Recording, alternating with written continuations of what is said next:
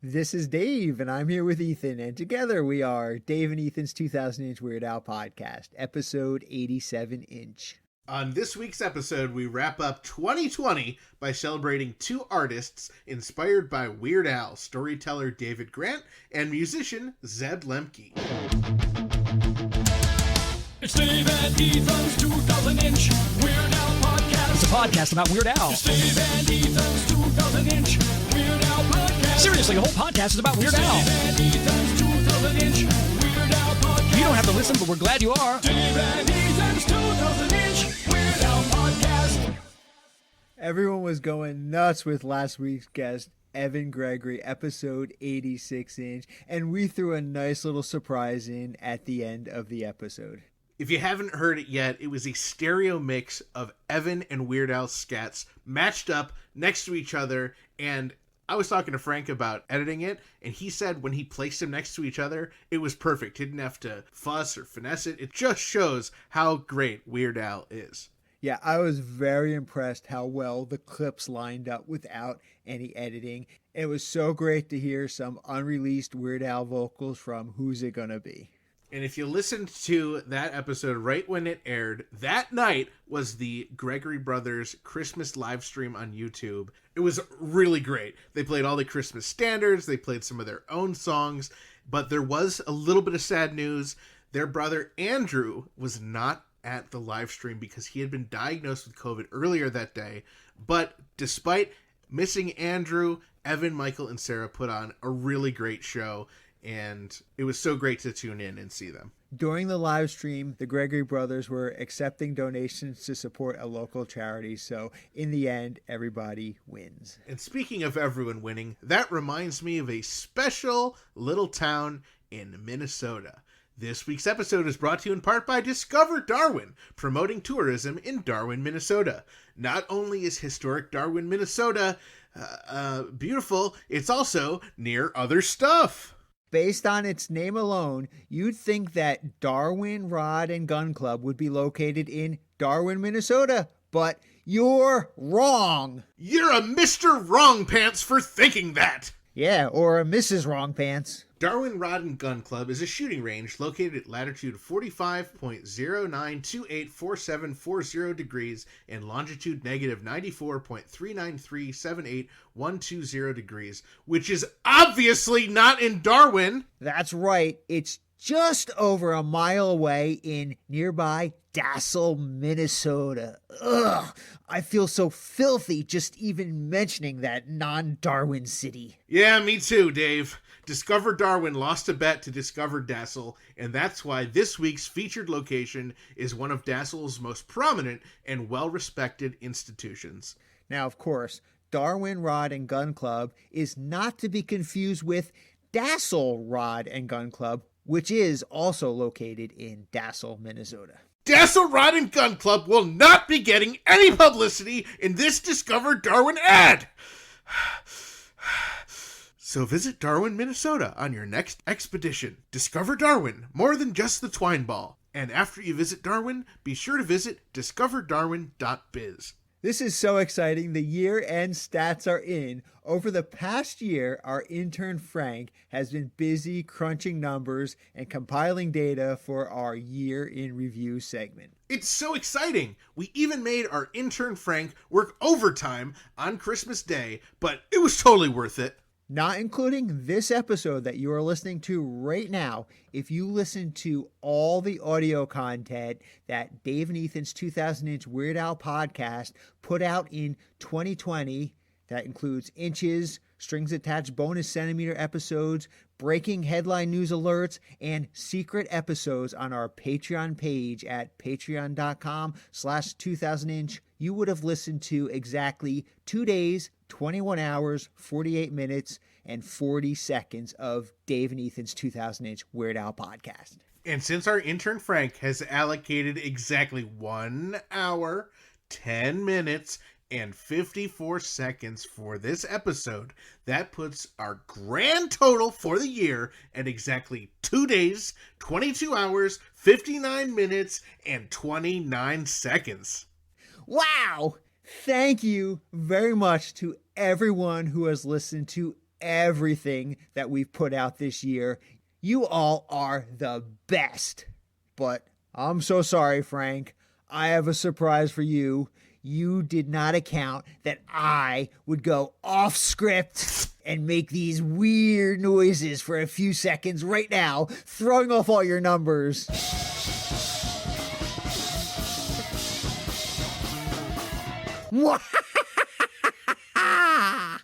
Gee, thanks, Dave. Now Frank's got to start all over again. Here, Frank, use this calculator on my phone.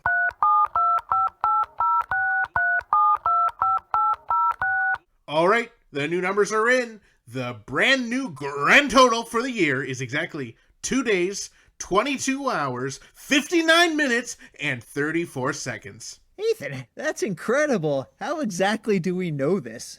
Oh, it's easy. I just called up David and Henry. You know, you and I from the future. But what about when I made all that noise? Yeah, Frank and I figured you'd do something silly and unexpected like that. David and Henry said you'd do something about eggs. Oh, that's weird. I wonder what that's all about. I mean, I had bacon for breakfast. Was it vegan bacon from Troy, New York? No, just regular bacon from the local shop, right? Oh.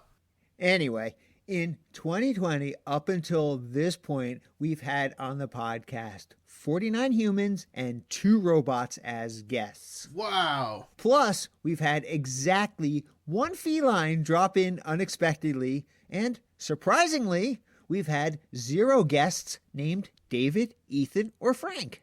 Not yet, we haven't. Let's add a human and a David to that list. This is a real treat. I mean, our next guest, he is such a big Weird Al fan that he put Weird Al into his Christmas suicide novel. Under the pen name Sebastian Shepherd, he wrote The Ruins of Our Past. It is our pleasure to welcome to the podcast David Grant. Welcome, David. Well, thank you for having me. This is such a pleasure. I'm not John Bermuda Schwartz or Bill Mumy, but I will do my best.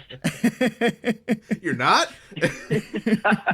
David, we're going to get into the Weird Al connection shortly, but first off, I got to ask, what is a Christmas suicide novel? Oh, you know, it's have you seen It's a Wonderful Life? Yes, of course I've seen It's a Wonderful Life.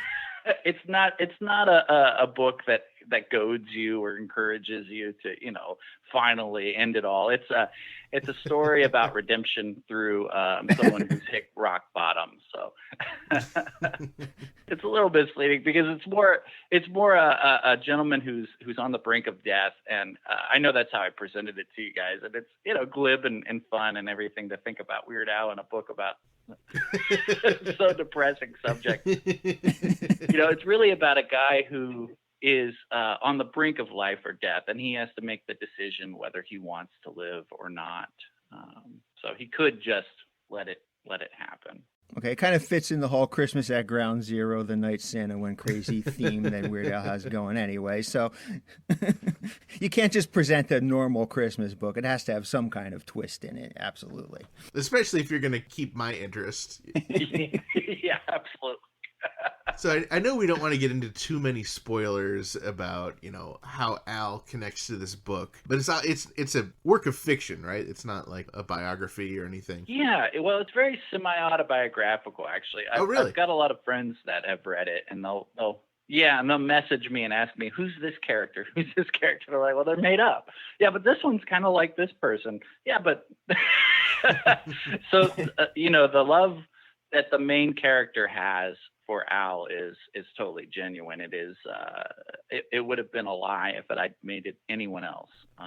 While writing that book. So, tell us a little bit about the book. Who the character is and what he needs to do to redeem himself. Absolutely. So Paul Squall is trapped beneath the ice on Christmas Eve. He's found himself there. He doesn't remember how he got there, but again, he's got the option of just slipping away or trying to find the will to fight, but his life really is at rock bottom. So that's where we find him at the beginning of the book.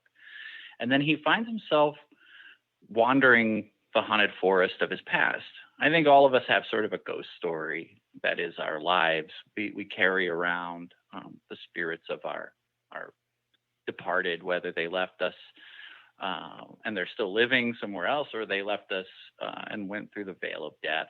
So he's haunted by all of these memories of his past, and he's wandering through the forest and comes across Santa Claus, who is a kind of an irreverent, twisted version of Santa Claus. And he is his guide through this quest. I like to say it's sort of a Christmas Carol meets Inception with a twist of Nightmare on Elm. So he's got to find the keys in these key moments of his life to be able to open the door to get what Nicholas says is the greatest Christmas gift of all, which is the ability to change one single moment of his life, which begs me the question I like to ask people. If you could change one moment of your life, what would you change? Well, instead of doing the podcast with Dave, I would definitely have chosen a tarantula as my co-host. I'd probably go back and try to convince the Hollywood Chamber of Commerce to let Al get a star when we had $15,000 and not have to wait until $40,000. That was an incredible day for a Weird Al fan. You know, we were lucky enough to have contributed to that star, being the super fans that we are. And Al was so generous with his time and letting us stand right there in this very intimate moment. I just really felt like we were there for some type of, family event and not some giant thing that was being broadcast across the world. Yeah, David, thank you so much for supporting the Weird Al Star Fund. I was obviously, that whole, getting Al a star in the Hollywood Walk of Fame really meant a lot to me. So it was great that I got to share it with so many Weird Al fans like you and Ethan and everybody else who was there. And of course, you came out for the ceremony, so it was great to see you there as well. And just what an amazing day that was. I mean, I'd love to hear just your perspective. I was all over the place, so I don't have a fan perspective of it. But as just somebody just watching the event, how that day was for you. Well, I've been there a few times, and it's a dirty, rotten, nasty place where the grime covers, the glitz and glamour. I actually, one time I was running down Hollywood Boulevard, and I slipped and landed in a homeless man's vomit on someone's star. So it's really a privilege that Al has one of those stars now today. Life goals. Maybe one day you'll slit and vomit and land on Weird Al's star. Or my own. That would be incredible. Such a humbling moment. Yeah, no, but it's really it's a town that I have a lot of love for as well. It's just you have to kind of find those moments, and they exist, and it existed for Al in that moment, and for all of us to be just inches away, standing there. I was standing next to Ruben, and he was showing pictures from his on his phone from his wedding because he had just gotten married the day before, and he was spending his honeymoon on Hollywood Boulevard without his wife, which is definitely a dream of mine. But it was such a beautiful thing to be standing inches away from. That was incredible. Dr. Demento in the flesh. How amazing is that? And then Thomas Lennon gave a speech that was so beautiful. Afterwards, he kind of came our way, and I told him, if you keep giving speeches like that, people are going to ask you to give their eulogies. Because it brought tears to my eyes, and then he was also so generous with his time. He saw a guy across the street dressed like Lieutenant Dangle, and he dragged his son through the crowd of thousands to go take a picture with him. Of course, Dangle from Reno 911 with those short shorts, and I think he was wearing roller skates. The guy across the street. That's perfect. I wish I would have seen that. Go to Hollywood Boulevard any day of the week. You're going to see somebody in those shorts with rollerblades. But Emo Phillips showing up, and he had made him one of his, if you've ever seen Emo do stand up, he has a bit sometimes where he'll read these cards that he's made, and he brought Al one of those cards, and we'll never know what it said, but I can just imagine it was funny. Yeah. Like 12-inch hand-drawn with crayon card. It was beautiful. So yeah, that was a fantastic day. And for anyone who's been a Weird Al fan, I think we all have kind of a common story. I don't know if this is true, but I actually did a video for Al for his 60th birthday. Yeah, I was going to mention that. Yeah, it had all of these super fans of Al, and editing that together, there was definitely a clear narrative that I was able to kind of spin into it. And one of the biggest points is that Al was a weird guy. I mean, that was where he got his nickname. And I actually got to hear the story at the Star Fund from Joel Miller himself. And I'm sure you guys have had that privilege many times of hearing these stories on this podcast. But hearing the story about how Al just claimed that title, and it's really an amazing and incredible story. And he kind of did that for all of us. I think that's the thing that a super fan like you or me or the people that listen to this show can relate to, is at some point in our lives, we felt like the oddball. We felt weird. We felt outcast. And for me, at least, it was middle school. And one of the other kids at my school said, "Hey, have you ever listened to Weird Al?" And I said, "I don't know who that is." So he gave me a cassette tape, and I wore that sucker out. And then I went out and bought every album that I could. It's a life-changing moment to find your people. And for a lot of people, you don't see them around you, but Al represented that, and he brought it into your own life. And it was such for me at least, a changing moment for me. You mentioned the birthday tribute, which really is a great tribute, and I recommend people checking it out. You'll recognize some familiar faces from the podcast in there. But you also did, I found on your YouTube channel, an Airline Amy music video. Yeah, I actually refer to that as the nerdiest thing I've ever done, because I spent hours and hours. But back in the day, Delta had this beautiful woman that would do their safety videos, and she had gone viral as this hot airline stewardess. And it's hilarious, because even in the video, she wags her finger at you all like, "Don't be naughty." Like, I don't remember what it was, but it was like, "You don't smoke on this jet," or something like that. And as soon as I saw that, I knew that I was going to spend 40 hours editing together a video of Airline Amy, and I knew that almost no one was going to watch it. So it's hilarious that you bring that up. We add one tick to that view count. Mm-hmm. You doubled it. I'm going through your YouTube. There's a lot of interesting things. You also have a comedy rap persona. Yes. So, and this is actually a great story. So I used to do a bunch of web shows and stuff like that, and I had this character that was a rapper.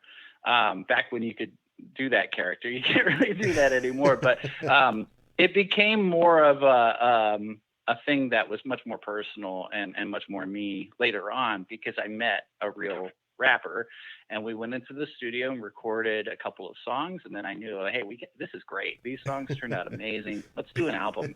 And that first weekend that we did the whole album in 4 days. Wow. We recorded it. We did music videos, the whole thing. And immediately after that, Al was doing a book signing for his first kids book. And so we went and stood in line, and I had the very first copy of the burnt CD, unmixed, unmastered, in my hands. Mm-hmm. And, I came over to him and I said, "Al, I have been Skipper Dan for 30 years of my life." And I started bawling.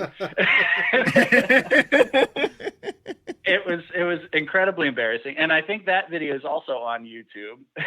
Oh, wow. I didn't find that. It was the first time that I met Al. Wow. Yeah, it's rather hilarious.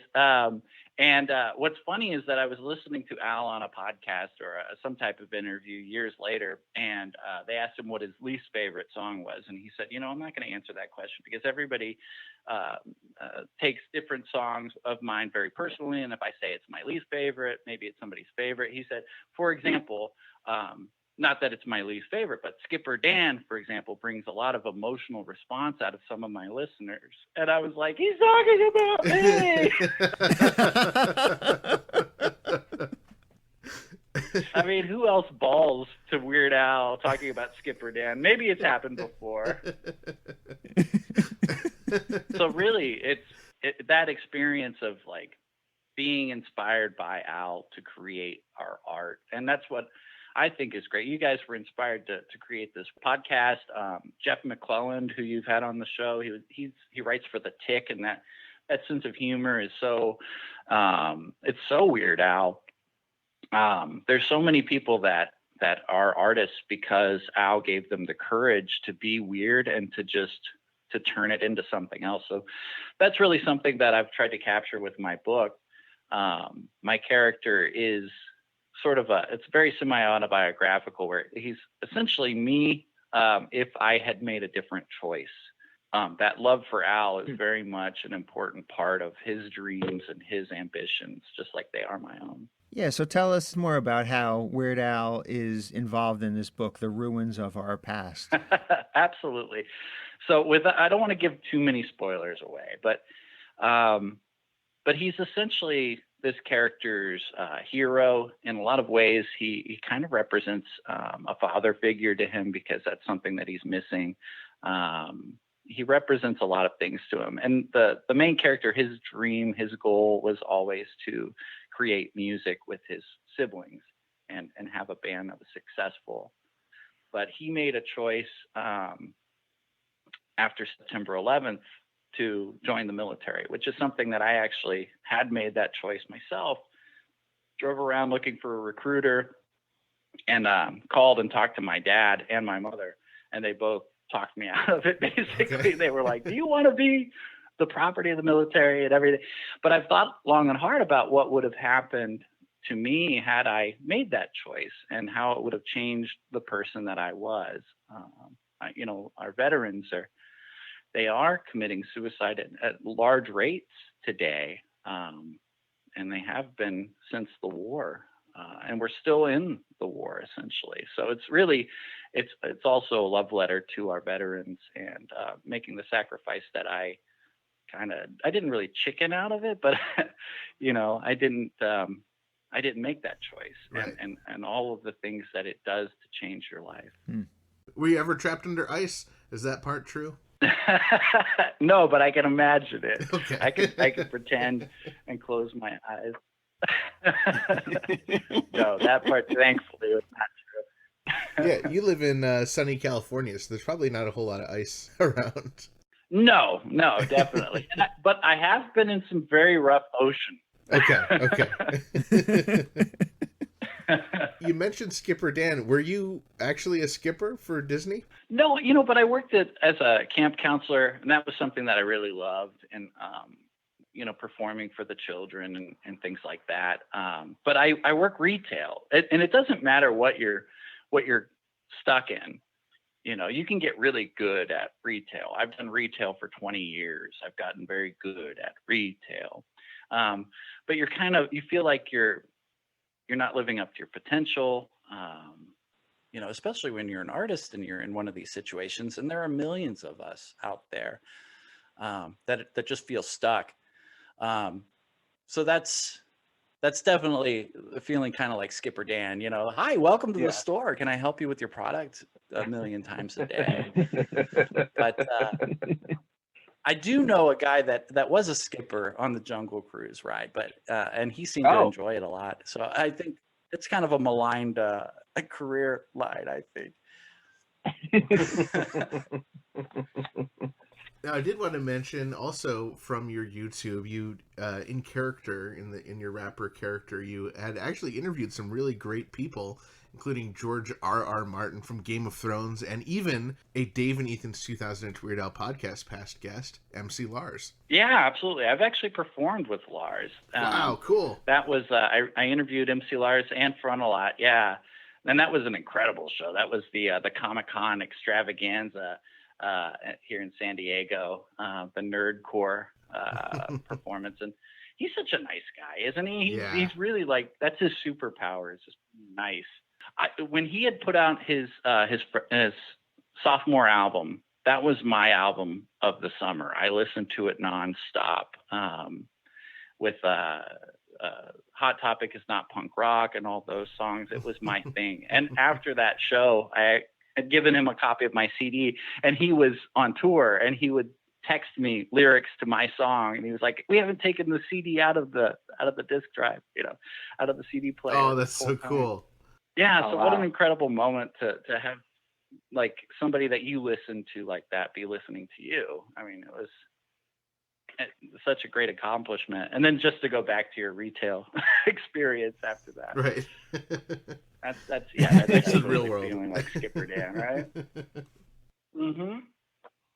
Yeah, nobody cares. Nobody cares. You create something that's like, how many times when you go to your day job that you're like, yeah, I just I interviewed somebody really incredible on my podcast, and they're like, that's great. That's great, Dave. That's great. Now sit down at your desk and do your work, That's right. Of course.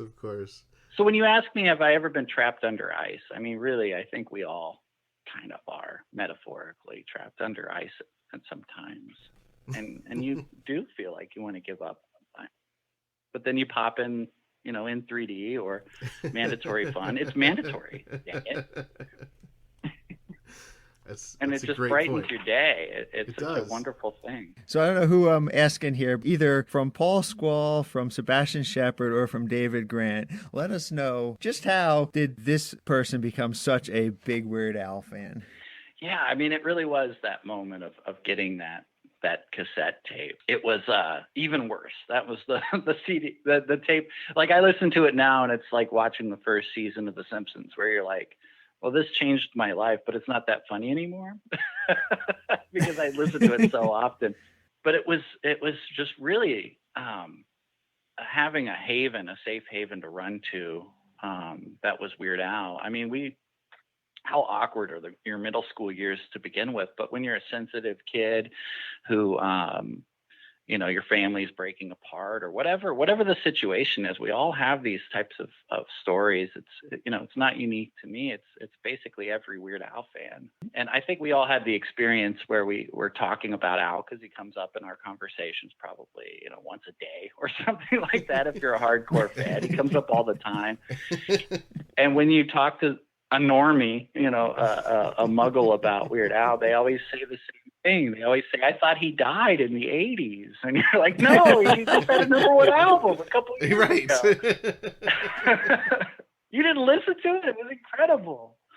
But he does come up because he's done every type of joke at this point. The poor man, how is he ever going to not repeat himself? I mean, he dropped the food topic a long time ago.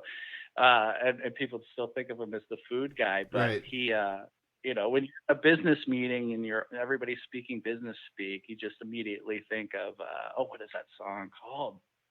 Mission Statement. Yes, That is absolutely one of my favorite satirical songs that he's done. And you bring it up and nobody knows what you're talking about. Right. Yeah. Or when you're on, your social media and somebody's typing out something that doesn't make any sense, you just immediately go to word crime. Exactly. For us, it's just, you can't listen to the original song without hearing Al sing over it. Absolutely. It's kind of a curse, really. It's a beautiful curse. It's beautiful, yes. Yeah. You're imbued. I guess it's blessed. It's a blessed yes. thing that happens. You're just imbued with the power and the spirit of Weird Al. Well, if anyone is interested to learn more about your writing, your music, everything, there's so much stuff to learn about you. You can head over to wolfinwool.com. Got everything there. Link to buy the book. You can get a physical copy of the book. You can get a digital copy of the book. Dave and I highly recommend. There's an audiobook. Oh, there's an audiobook. Yeah. Did you record it yourself? I did. Yes, wow, I did. Wow, that's great. The audiobook was actually edited by another super fan, Steven Staver, who was at the Weird Al Star ceremony right there beside me. Whoa, how So cool. it's definitely a labor of love. Yeah. And I didn't tell him the spoilers in the book about Al. So when he got to those moments editing it, it was a real treat. Very cool. Yeah, I mean, without spoiling it, Al does have a pretty big role there at the end, so that's pretty impressive. Yeah, I couldn't, when I got to that moment writing the book, it was, I actually felt kind of strange. And this is another one of those things I think that is unique to a Weird Al fan is if it was John Lennon, the world understands the fandom. If it was Katy Perry, they would probably, and you're a man that's in your 40s, they would probably be like, okay, that's a little strange, but they would understand. But for some reason, Al is this enduring force that has outlived all of them with his career. And, it's difficult. You have to be a Weird Al fan to understand Weird Al fandom. But when I got to that moment in the book, I really, writing it, I knew where I needed to go, but I was afraid of what the reader would think. And Al also gave me the courage to just do that. I listened to some of his music and really meditated on that moment.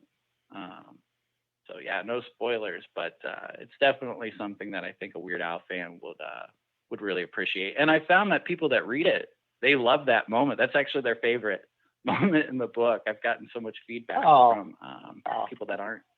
Yeah, it's pretty incredible.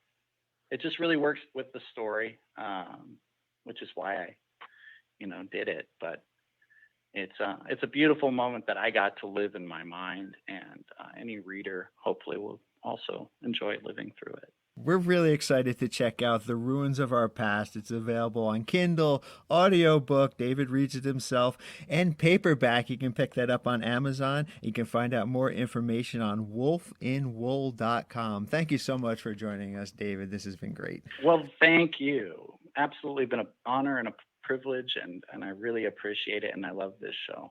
Thank you again to David Grant, a.k.a. Sebastian Shepherd, a.k.a. so many things, for joining us on the podcast. And be sure to pick up The Ruins of Our Past by heading over to his website, wolfinwool.com.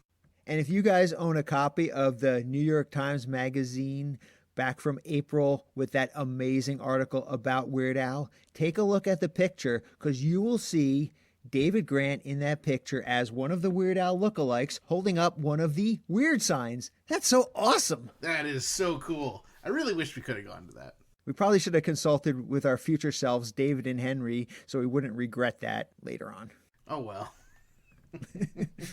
All right, so let's see. So we finally got a David on the list, so that's good. I'm happy about that. And it brings our total so far in 2020 to exactly 50 humans and 2 robots on the podcast that guess. Plus, don't forget about that one feline that dropped in unexpectedly. 50, that's a great number, but I really wish it was 51. So I would love to add one more human to the list. Dave and I are very excited to welcome to the podcast someone who listeners should be familiar with, but maybe have not actually heard him speak without music. He's been inspired by Al to write a whole slew of tunes for the podcast for his own fun. He's been on Dr. Demento's show. We're so excited to welcome Zeb Lemke. How's it going, Zeb? Hey, pretty good, guys. Thanks for having me. That makes me sound pretty cool, the way you said all that stuff. You are cool. You say so. Now, Zeb, we first met you, I believe it was just, through Facebook and stuff, but our listeners first heard you back when we did the 60th birthday for Weird Al. You wrote a little happy birthday song for him, and we played it on the show, and ever since then, you've just been pumping out really awesome music. Oh, thanks. That actually is... I've been wanting, I used to record a lot, like in high school and college a little bit, but I hadn't for, a long time. And I was listening to the show and loving it. And I heard you guys make the request to do something for Al's birthday, the 60th birthday last year that was coming up. And so my wife had a computer she was doing for photos, and she said GarageBand was on it. So I'm like, well, I'll give it a shot. And I had this brilliant idea to sing for someone happy birthday. And, so but instead of saying to you, I said Weird Al, right? So it was extremely clever. I was pretty proud of that. But it was fun. It was great, and it got me back into kind of noodling around, and I've been noodling quite a bit ever since. So thank you for getting me back into it. So not only inspired by Weird Al, but inspired by Dave and Ethan's 2,000-inch Weird Al podcast. Yes, yeah. It's like a cascade of inspiration. It goes from Al to you guys to whoever to me. Yeah. But it's fun too. I've always kind of liked doing it. But and then not long after you sent us that happy birthday Weird Al song, you sent us your version of our 347 spatula hotline voicemail. That was really awesome. That's right. I had heard it, like someone called in and complained that there was no greeting on the voicemail, and it should be just like the theme song. And so I'm like, well, yeah, it should. And so I did that. Here, I got that one queued up. Let's listen to that one. It's Dave and Ethan's 2000-inch podcast online. For Weird Al. Dave and Ethan's 2000-inch podcast online. Seriously, it's all for Weird Al. Dave and Ethan's 2000-inch podcast online. You didn't have to call, but it's good you did. Dave and Ethan's 2000-inch podcast online. I love it. Yeah, that was. I wasn't sure what I'd be able to do, and so I was, limiting songs to like 30 seconds long, and that one was just perfect. Yeah. That was great. And we never did change the hotline voicemail, so we apologize for that, Zeb. You got like 36 more years. I think That's true. There's time. That's very true.